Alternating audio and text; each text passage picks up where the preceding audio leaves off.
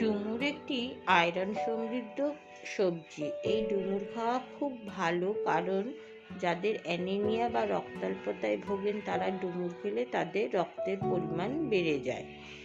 এতে ডুমুরের উপকারিতা খুব। এটা সহজপাচ্য, উপাদেয়, সহজে হজম হয়, বদহজমও দূর করে দেয়, অনেক উপকারিতা আছে। আগের দিন ডুমুর কেটে রেখেছিলাম, আজকে ডুমুর সেদ্ধ করা থেকে দেখাবো রান্না অবধি। এই যে ডুমুর কাটা দেখাচ্ছি, এবারে প্রেসার কুকারে দিলাম। প্রেসার কুকারে দিয়ে আমি এটাকে 2টো সিটি দিয়ে নেব। এর মধ্যে দিতে হবে প্রথমে জল। জল দিলাম, জল পরিমাণ মতন দিলাম, দিয়ে তার মধ্যে একটুখানি হলুদ যাতে কষটা কেটে যায়, আর একটুখানি নুন দিলাম যাতে সেদ্ধটা খুব ভালো হয়, এই জন্য নুনটা দেওয়া হলো। আর একটু তেল দিলাম, আর ডুমুরের যে আটাটা আছে প্রেশার কুকারটা তাহলে নষ্ট হবে না। আর একটু জল দিয়ে হলুদটাকে গুলিয়ে দিলাম, দিয়ে এবারে এই ঢাকনা দিয়ে ডুমুরটা প্রেশারে বসিয়ে 2টো সিটি দিয়ে নামিয়ে নিয়েছি। নামিয়ে নিয়ে এই ঢেলে দিলাম ঝুড়ি থেকে জলটা। এই যে দেখুন সেদ্ধটা কত সুন্দর হয়েছে, মাত্র 2টো সিটি দিয়েছি। এই যে ডুমুরের জলটা সেদ্ধটা কি সুন্দর হয়েছে। এই যে ডুমুর সেদ্ধ, আলু কেটে রেখেছে, এই আলু সেদ্ধ, আলুটাও সেদ্ধ করা আছে। আর হলো কাঁচা লঙ্কা, টমেটো, আর ওই যে ডুমুর সেদ্ধ করা জলটা না ফেলে দিইনি, ডুমুর সেদ্ধ করা জলটাও নিচে, ওর মধ্যে তো সমস্ত আয়রনটা রয়ে গেছে। আর মশলা হিসেবে দেওয়া হচ্ছে শুকনো লঙ্কা, সাদা জিরে, পাঁচফোড়ন আর গরম মশলা, আর একটুখানি হিং ফোড়ন দেওয়া হবে। নিরামিষ ডুমুর হচ্ছে তো, তাই একটুখানি হিং ফোড়ন দিলে খুব ভালো হয়। কড়াতে তেল দেওয়া হয়ে গেল, কড়াতে তেল দিয়ে তেলটা একটু গরম করে নিলাম, গরম করে নিয়ে চারদিকে ছড়িয়ে দিয়ে তাড়াতাড়ি গরম করে নিলাম। নিয়ে এবার এর মধ্যে আলুগুলোকে ছেড়ে দিলাম, আলুগুলোকে ছেড়ে ভেজে নেব। ভেজে নিয়ে লাল লাল করে ভেজে নিয়ে লাল লাল করে ভেজে নিয়ে এবারে আলুগুলোকে তুলে দেবো। আর এই ডুমুরগুলোকে একটুখানি হাত দিয়ে চটকে নিচ্ছি, মেখে স্ম্যাশ করে নিচ্ছি, একটু নরম যাতে তাড়াতাড়ি হয়ে যায়। এর ফাঁকে ভাজার ফাঁকে এটা করে নিলাম।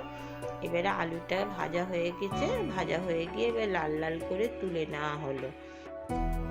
এবারে ফোড়ন দেওয়া হচ্ছে, যে ফোড়নগুলো দেখানো হয়েছিল সেই ফোড়নগুলো দেওয়া আছে। কিন্তু এর ফাঁকে একটা কথা বলে দিচ্ছি, গ্যাসটা না অফ করে ফোড়নটা দেওয়া আছে, নইলে ফোড়নটা খুব পুড়ে যাবে, কেন কড়াটা তো তেতে ছিল।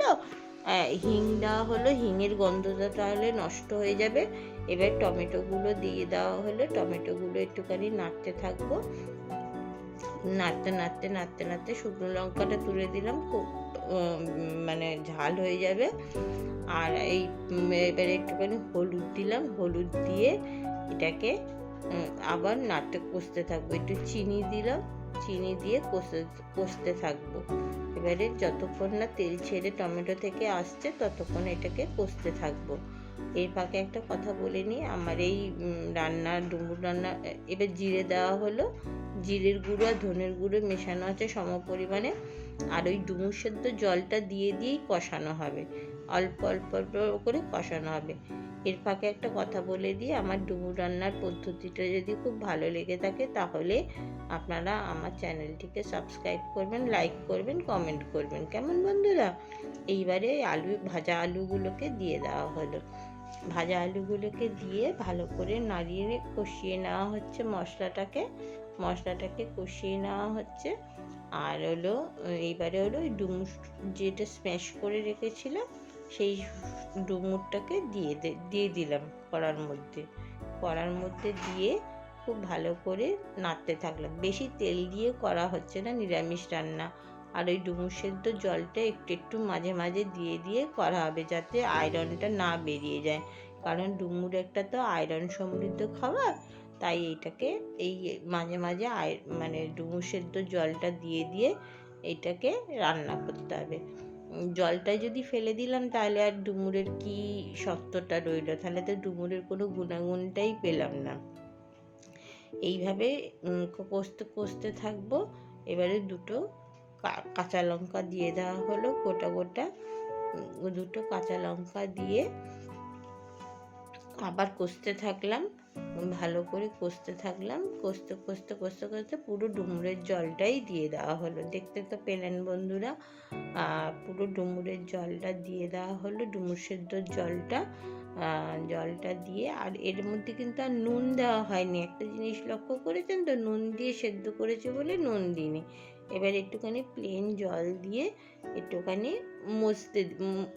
মজতে দিলাম আর কি, একটুখানি সেদ্ধ করে নিই। এই যে জলটা শুকিয়ে আসছে, জলটা শুকিয়ে আস্তে আস্তে এটাকে ভালো করে নেড়ে নেড়ে নেড়ে নেড়ে নেড়ে নেড়ে নিয়ে একদম শুকিয়ে টেনে নিয়ে আসবে। এবার একটুখানি ঘি দিয়ে দিলাম, নিরামিষ ডুমুর তো ঘি দিলে খুব ভালো লাগে, ঘি আর হিঙের গন্ধে খুব ভালো লাগে।